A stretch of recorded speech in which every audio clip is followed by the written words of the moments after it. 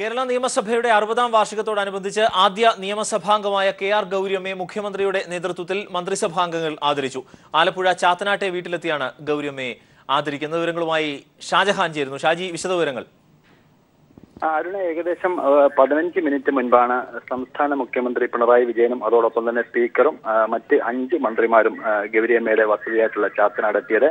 ഗൗരിയമ്മയെ ആദരിക്കുക എന്നുള്ളത് മാത്രമാണ് പ്രധാന ചടങ്ങ്. കാരണം 12 നിയമസഭകളിലായിട്ട്, അതായത് EMS സർക്കാരിന്റെ കാലം മുതൽ തന്നെ തുടർച്ചയായിട്ട് 12 തവണ നിയമസഭയെ പ്രതിനിധീകരിച്ച് ഏറ്റവും പ്രായമുള്ള ഒരു നിയമസഭാ അംഗമായിരുന്ന ഗൗരിയമ്മയെ ആദരിക്കുക എന്നുള്ളത് ലക്ഷ്യം വെച്ചുകൊണ്ടാണ് മന്ത്രിമാരും അതോടൊപ്പം തന്നെ സ്പീക്കറും അടക്കമുള്ളവരെത്തിയത്. സംസ്ഥാന സർക്കാരിന് വേണ്ടി CM ആണ് ഗൗരിയമ്മയെ ആദരിച്ചത്. അതിനുശേഷം സ്പീക്കർ നിയമസഭയ്ക്ക് വേണ്ടി ആദരവ് അർപ്പിച്ചു.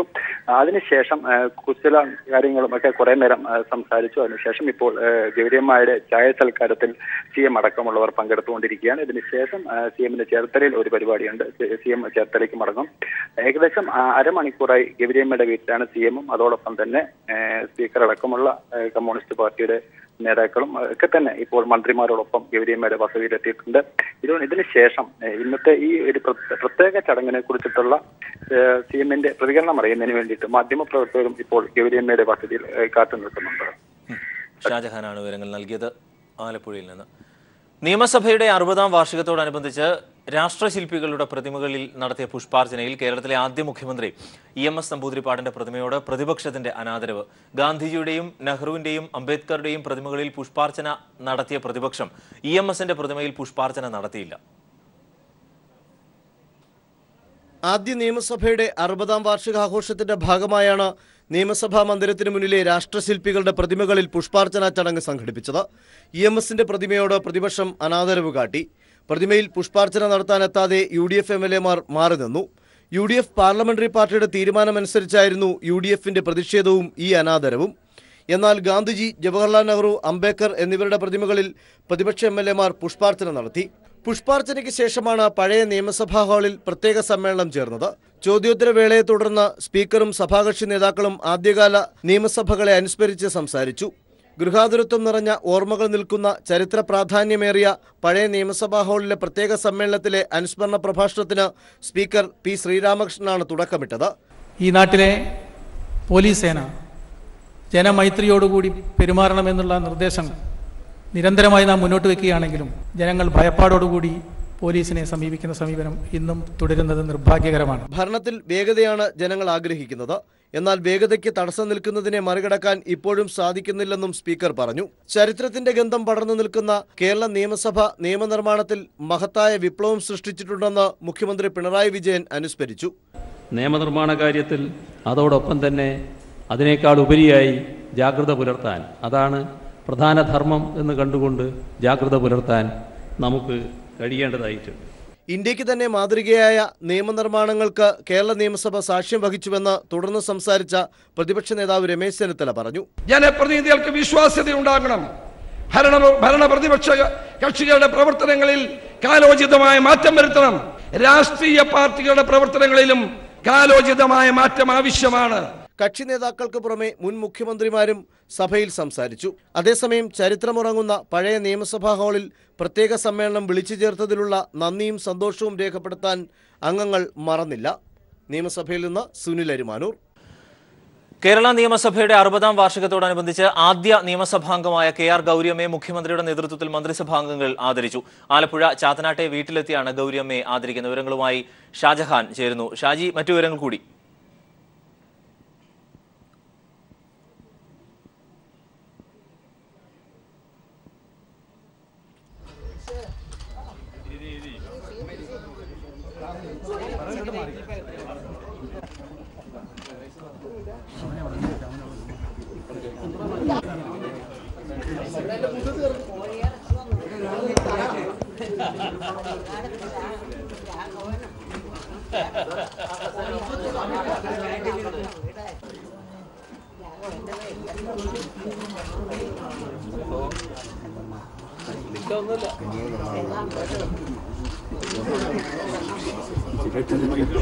നേരത്തെ ഉണ്ടല്ലോ അത് അവിടെ.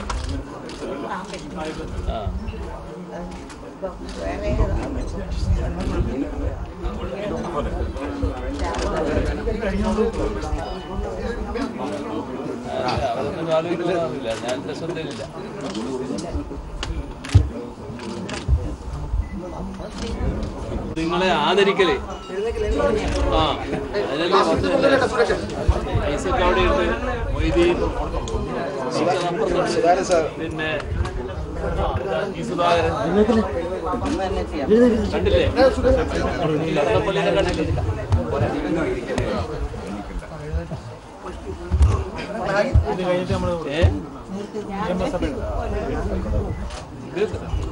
ഇത് പൊന്നാട വല്ല വല്ല വല്ല വല്ല വല്ല ആ ശരി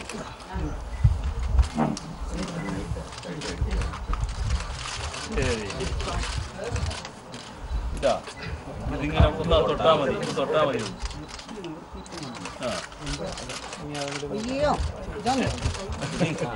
നിങ്ങളെ ഫോട്ടോ ആയിരിക്കും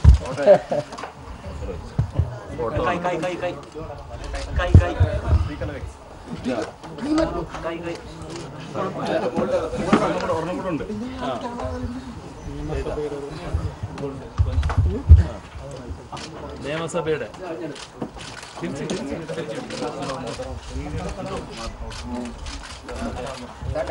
സ്പീക്കർ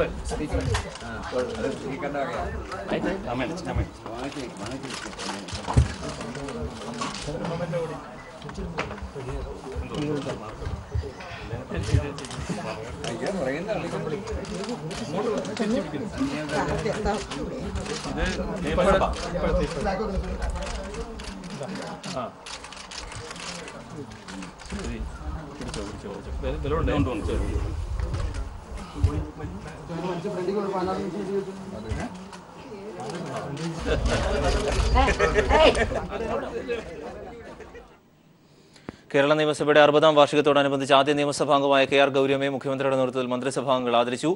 ആലപ്പുഴ ചാത്തനാട്ടെ വീട്ടിലെത്തിയാണ് ഗൗരിയമ്മയെ ആദരിച്ചത്. അതിന്റെ തത്സമയ ദൃശ്യങ്ങൾ കൂടിയാണ് കണ്ടത്. ഷാജഹാൻ ഞങ്ങളുടെ പ്രതിനിധി ചേരുന്നു. ഷാജി, ചരിത്രപരമായ ഒരു സംഘം എന്ന നിലയിൽ കൂടിയാണ് ഇതിനെ കാണേണ്ടത്. 1957 ബാലറ്റിലൂടെ അധികാരത്തിലെത്തിയ ലോകത്തിലെ തന്നെ ആദ്യ കമ്മ്യൂണിസ്റ്റ് മന്ത്രിസഭയിലെ അംഗവും മന്ത്രിയും ആയിരുന്ന വ്യക്തിത്വം എന്ന നിലയിൽ കൂടി പരിഗണിക്കേണ്ടതുണ്ട്. ആ അർത്ഥത്തിൽ കൂടി അതിനെ കാണുമ്പോൾ എങ്ങനെയാണ് ഈ കൂടിക്കാഴ്ചയെ കാണാനാവുക മന്ത്രിമാരുടെ? തീർച്ചയായിട്ടും അരുണ, ചരിത്രപരമായിട്ടുള്ള ഒരു സംഭവമായിരുന്നു അല്പസമയം മുമ്പ് ഗൗരിയമ്മയുടെ ചാത്തനാട്ടെ വസതിയിൽ നടന്നത്. പിണറായി വിജയനും അതോടൊപ്പം തന്നെ സ്പീക്കറും അടക്കമുള്ളവർ ഇപ്പോൾ ചാത്തനാടയിൽ നിന്നും പുറത്തേക്ക് ഇറങ്ങിയിരിക്കുകയാണ്. പിണറായി വിജയൻ, അതായത് മുഖ്യമന്ത്രി, പറഞ്ഞ പ്രധാനപ്പെട്ട ഒരു കാര്യം, ആദ്യ മന്ത്രിസഭയിലെ 2 അംഗങ്ങളാണ് ഇപ്പോൾ ജീവിച്ചിരിക്കുന്നത്. അതായത് ചന്ദ്രശേഖരൻ നായരും അതോടൊപ്പം തന്നെ കെ.ആർ. ഗൗരിയമ്മയും. നേരത്തെ ചന്ദ്രശേഖരൻ നായരെ സ്വീകരിച്ച് ആദരവ് അർപ്പിച്ചിരുന്നു. അതിനുശേഷമാണ് ഇപ്പോൾ ഗൗരിയമ്മയുടെ വീട്ടിലെത്തുകയും ഗൗരിയമ്മയെ ആദരവ് അർപ്പിക്കുന്നതിന് വേണ്ടിയിട്ട് എത്തിയത്. അത്തരത്തിൽ ഈ 2 പേരെയുമാണ് കേരളത്തിൽ നിന്ന് ജീവിച്ചിരിക്കുന്ന ആദ്യ മന്ത്രിസഭയിലെ 2 അംഗങ്ങൾ അവരെ ആദരിക്കുക എന്നുള്ളതായിരുന്നു സർക്കാരിന്റെ ലക്ഷ്യം. അതിന്റെ ഭാഗമായിട്ടാണ് ഇപ്പോൾ ചാത്തനാട് വസതിയിൽ സ്പീക്കറും CM-ഉം അടക്കം മറ്റു മന്ത്രിമാരെല്ലാവരും തന്നെ എത്തിയത്. ഇപ്പോൾ ഗൗരിയമ്മയുടെ സൽക്കാരത്തിലും പങ്കെടുത്ത ശേഷമാണ് ഇവരിപ്പോൾ ഇവിടെ നിന്നും മടങ്ങിയിരിക്കുന്നത്. CM-ന് ചേർത്തലയിൽ ഒരു പരിപാടിയുണ്ട്. സ്പീക്കറും അതോടൊപ്പം തന്നെ മറ്റു മന്ത്രിമാരും ഗൗരിയമ്മയുടെ വീട്ടിലെത്തി ഗൗരിയമ്മയെ ആദരിക്കുക എന്നുള്ള ചടങ്ങിന് വേണ്ടി മാത്രമാണ് തിരുവനന്തപുരത്തിനെത്തിയത്. നിയമസഭയിലെ ഇപ്പോൾ ജീവിച്ചിരിക്കുന്ന 2 പേരിൽ ഒരാൾ ഗൗരിയമ്മയാണ്. ഗൗരിയമ്മ മന്ത്രിയായിട്ടും അതോടൊപ്പം തന്നെ ഏകദേശം 12 നിയമസഭാ അംഗമായിരുന്നു. അതുകൊണ്ട് തന്നെയാണ് ഗൗരിയമ്മയെ ആദരിക്കുന്നതിനായിട്ട് CM-ഉം മറ്റു മന്ത്രിമാരും ഇപ്പോൾ എത്തിയിട്ട് മടങ്ങിയത്. ഷാജഹാൻ വിവരങ്ങൾ നൽകിയത് ആലപ്പുഴയിൽ നിന്ന്. വിദ്യാഭ്യാസ വായ്പ എടുത്ത് കടക്കണിയിലായവരെ സഹായിക്കാൻ സംസ്ഥാന സർക്കാരിന്റെ സഹായ പദ്ധതി. 4 വർഷ കാലയളവിൽ സർക്കാർ സഹായത്തോടുകൂടി വിദ്യാർത്ഥിക്ക് വായ്പ തിരിച്ചടയ്ക്കാം. 2016 ഏപ്രിൽ 1 മുതൽ മുൻകാല പ്രാബല്യത്തോടെയാണ് പദ്ധതി നിലവിൽ വരുന്നത്. ചട്ടം 300 പ്രകാരമുള്ള പ്രസ്താവനയിലാണ് മുഖ്യമന്ത്രി പിണറായി വിജയൻ വിദ്യാഭ്യാസ വായ്പാ തിരിച്ചടവ് സഹായ പദ്ധതി പ്രഖ്യാപിച്ചത്. കേരള നിയമസഭയുടെ 60ാം വാർഷികത്തോടനുബന്ധിച്ചുള്ള പ്രത്യേക സമ്മേളനത്തിലായിരുന്നു പ്രഖ്യാപനം. 4 വർഷ കാലയളവിൽ സർക്കാർ സഹായത്തോടുകൂടിയുള്ള ഒരു തിരിച്ചടവ് പദ്ധതിയാണിതെന്ന് മുഖ്യമന്ത്രി പറഞ്ഞു. ഇതൊരു കടാശ്വാസ പദ്ധതിയല്ല. വായ്പാ തിരിച്ചടവ് അവധിക്കു ശേഷം റീപേയ്മെന്റ് ഹോളിഡേ ഉള്ള 4 വർഷ കാലയളവിൽ സർക്കാർ സഹായത്തോടുകൂടിയുള്ള ഒരു തിരിച്ചടവ് സഹായ പദ്ധതിയാണ്. 1-ാം വർഷത്തിൽ വായ്പയുടെ 90%, 2-ാം വർഷത്തിൽ 75%, 3-ാം വർഷത്തിൽ 50%, 4-ാം വർഷത്തിൽ 25% സർക്കാർ വിഹിതമായി നൽകി തിരിച്ചടവിന് സഹായിക്കും. തിരിച്ചടവ് അവധിക്കു ശേഷമുള്ള 4 വർഷത്തേക്ക് അർഹരായ വിദ്യാർത്ഥികൾക്ക് സർക്കാരിന്റെ സാമ്പത്തിക സഹായം ലഭിക്കും. 2016 ഏപ്രിൽ 1 മുതൽ മുൻകാല പ്രാബല്യത്തിൽ പദ്ധതി നിലവിൽ വരും. 2016 ഏപ്രിൽ 1-ന് കുടുംബ വാർഷിക വരുമാനം 6 ലക്ഷമുള്ള വിദ്യാർത്ഥികൾക്ക് പദ്ധതിയുടെ പ്രയോജനം ലഭിക്കും. അംഗവൈകല്യമുള്ള വിദ്യാർത്ഥികൾക്ക് വരുമാന പരിധി 9 ലക്ഷം രൂപയാണ്.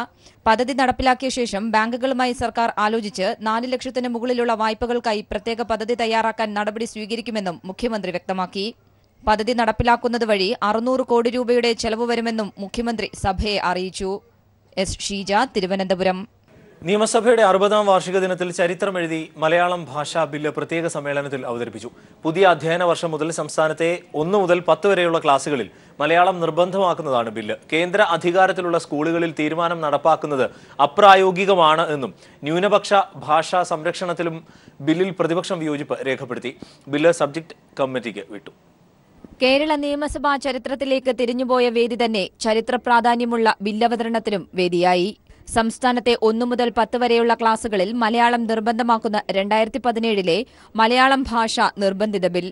നിലവിൽ സംസ്ഥാനത്തെ ഒരു സ്കൂളുകളിലെയും ഒരു വിദ്യാർത്ഥിയുടെയും അവകാശം ബില്ല് നിയമമാകുമ്പോൾ നഷ്ടമാകില്ലെന്ന് വിദ്യാഭ്യാസ മന്ത്രി സി രവീന്ദ്രനാഥ് പറഞ്ഞു. വിദ്യാർത്ഥികളിൽ സാംസ്കാരിക ബോധമുയർത്തി മാതൃഭാഷ പഠിപ്പിക്കുകയാണ് സർക്കാർ ലക്ഷ്യമെന്നും മന്ത്രി ബില്ല് അവതരിപ്പിച്ചുകൊണ്ട് വ്യക്തമാക്കി. മാതൃഭാഷ പഠിക്കുന്നത് ഭരണഘടനാപരമാണ്, അത് മനുഷ്യന്റെ അവകാശവും കൂടിയാണ്. ആ ഭാഷ പഠിക്കുന്നതിൻ്റെ തടസ്സങ്ങൾ എന്തായാലും അതെല്ലാം തീർക്കുക എന്നത് കേരളീയർ ഒറ്റക്കെട്ടായി എടുക്കേണ്ട നിലപാടാണ്. ആ നിലപാടാണ് ഇവിടെ സംസ്ഥാന സർക്കാർ ആവശ്യപ്പെടുന്നത്.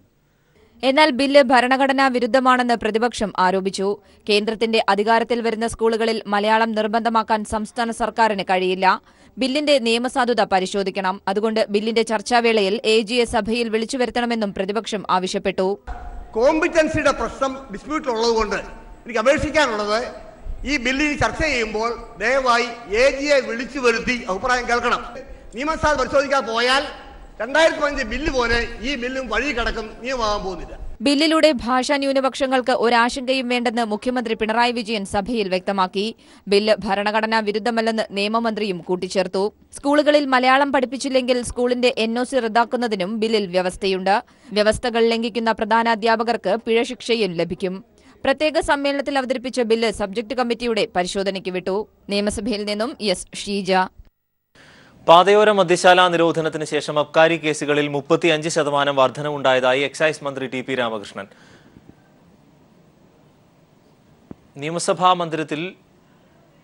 പഴയ നിയമസഭാ മന്ദിരത്തിൽ മദ്യോപഭോഗം സംബന്ധിച്ച ചോദ്യത്തിന് മറുപടി പറയുകയായിരുന്നു അദ്ദേഹം.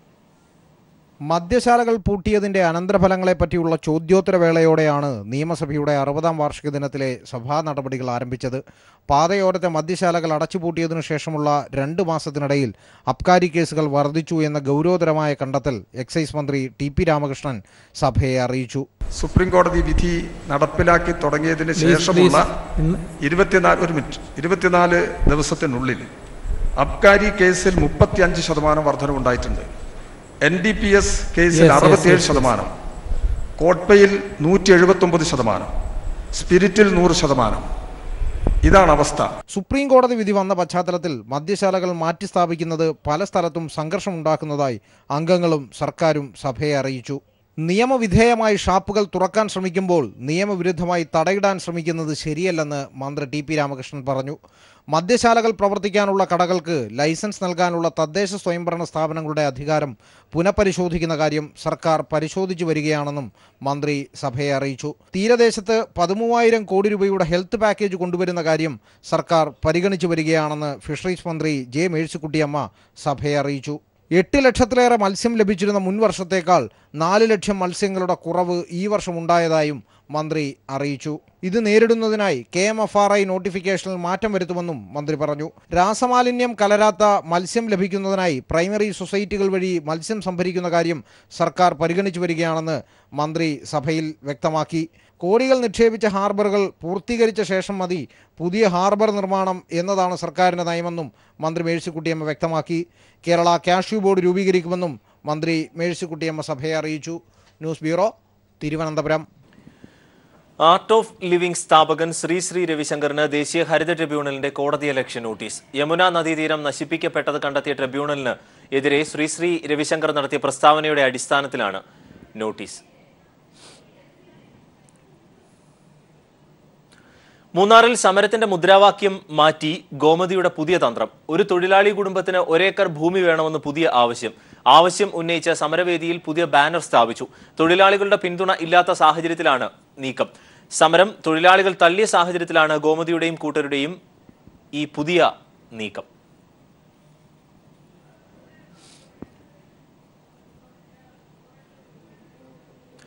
തൃശൂർ അഡാട്ട് സർവീസ് സഹകരണ ബാങ്കിലെ ക്രമക്കേട് സംബന്ധിച്ച വിജിലൻസ് അന്വേഷണത്തിന് ഉത്തരവ്. വടക്കാഞ്ചേരി MLA അനിൽ അക്കര, ബാങ്ക് മുൻ പ്രസിഡന്റ് B രാജേന്ദ്രൻ എന്നിവർക്കെതിരെയാണ് അന്വേഷണം.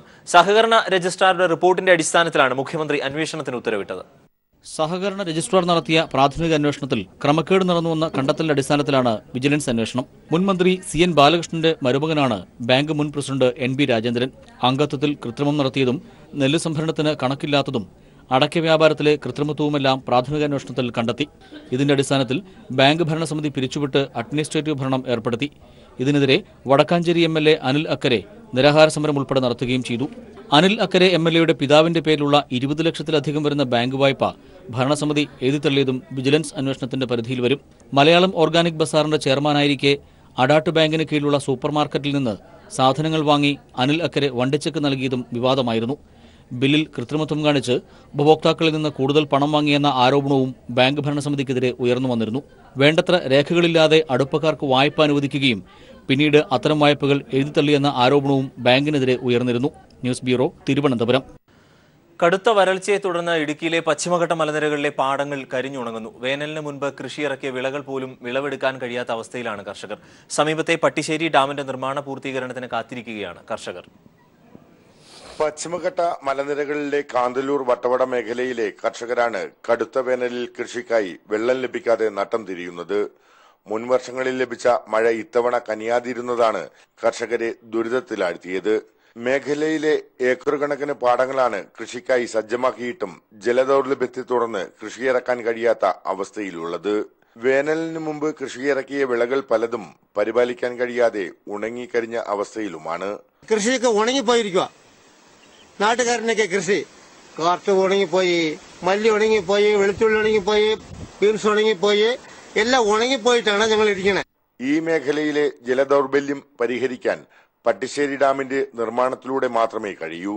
എന്നാൽ 2014 ആരംഭിച്ച ഡാമിന്റെ നിർമ്മാണ പ്രവർത്തികൾ ഇന്നും എങ്ങും എത്തിയിട്ടില്ല.